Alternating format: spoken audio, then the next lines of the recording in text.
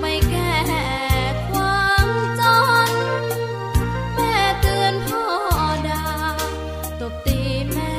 เสียจนชอกช้ำระกำมองมนซ้ำถูกคนเขานินทากราบเท้าคุณพ่อ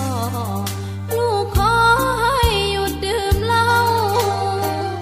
หากมัวแต่เมาคนเขาย้ำหมิ่นเรื่อยมากลับตัวเสียใหม่กลับใจ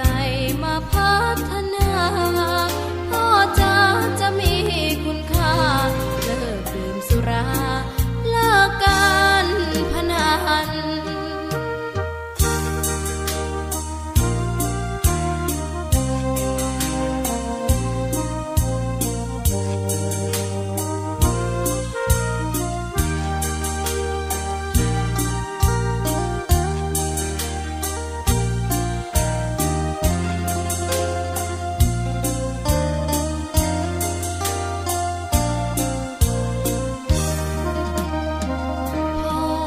ดื่มสุราเหมือนกินน้ำตาของแม่พ่อจะฐานะเราแย่หากไม่แก้ความจนแม่เตือนพ่อด่าตบตีแม่เสียจนชอกช้ำระกำมองมนซ้ำถูกคนเขานินทากราบเท้าคุณพ่อลูกขอให้หยุดดื่มเหล้าหากมัวแต่เมาคนเขาย้ำหมิ่นเรื่อยมากลับตัวเสียใหม่กลับใจมาพัฒนาพ่อจะมีคุณค่าเลิกดื่มสุราเลิกการพนัน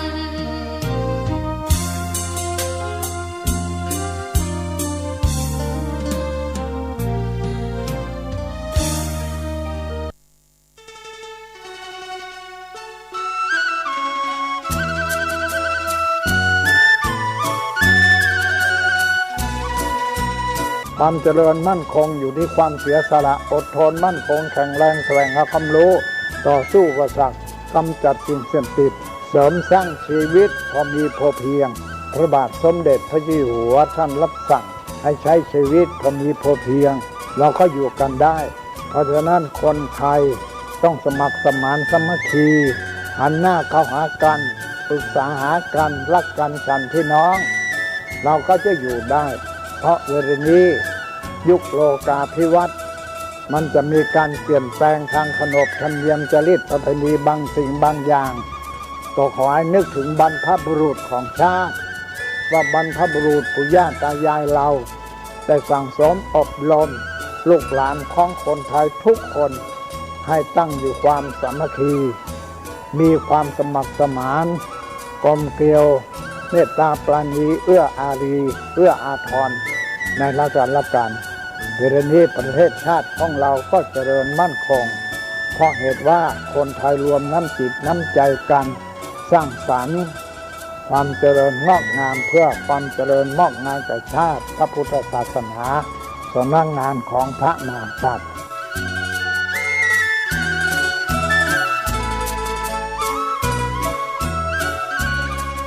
ธรรมะข้อคิดจากพระเดชพระคุณท่านเจ้าคุณพระเทพวิสุทธิคุณด้วยความปรารถนาดีจากสถานีวิทยุพระพุทธศาสนาคลื่นธรรมะเพื่อประชาชน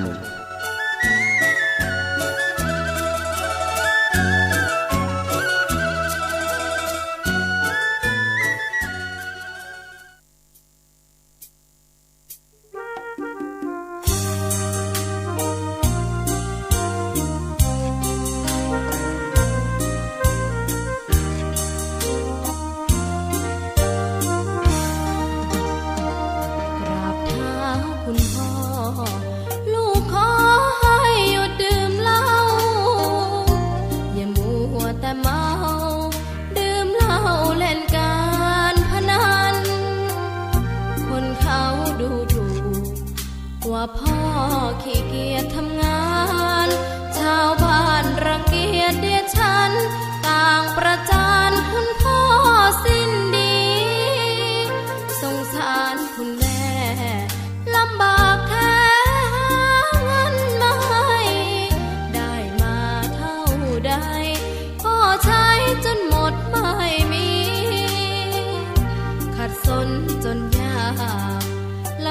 ากคนแค้นเต็มที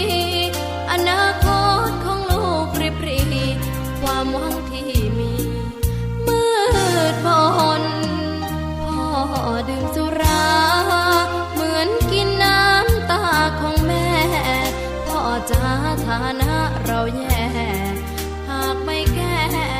ความจนแม่เตือนพ่อด่าตบตีแม่เสียจน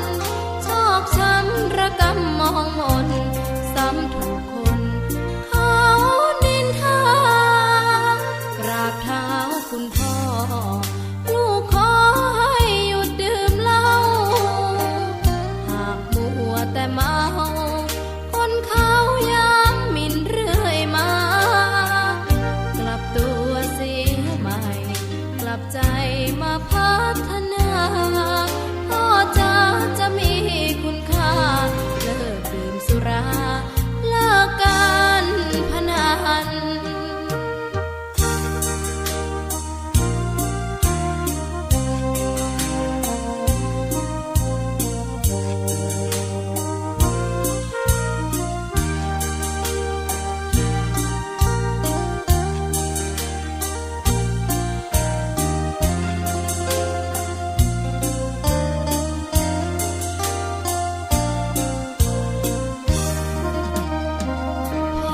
พ่อดื่มสุรา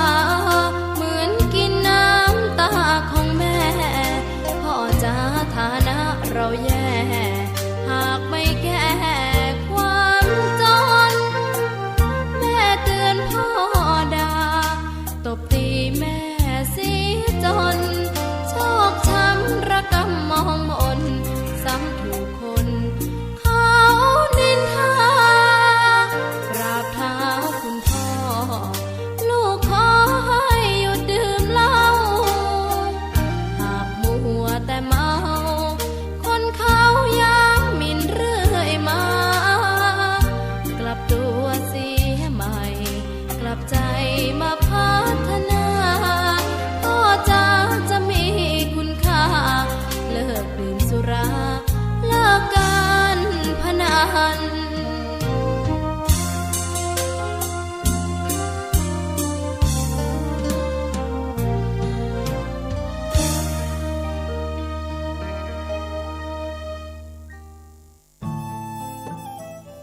ท่านกำลังติดตามรับฟังสถานีวิทยุกระจายเสียงพระพุทธศาสนาแห่งชาติและสังคมคลื่นเพื่อการศึกษาพระพุทธศาสนาและวัฒนธรรมระบบ FM 104.5 เมกะเฮิรตซ์ รายการต่อไปเป็นรายการคดีโลกคดีธรรมที่จบไปแล้วนั้นเป็นรายการคดีโลกคดีธรรมดำเนินรายการโดยพระครูปลัดณรงค์ฤทธิ์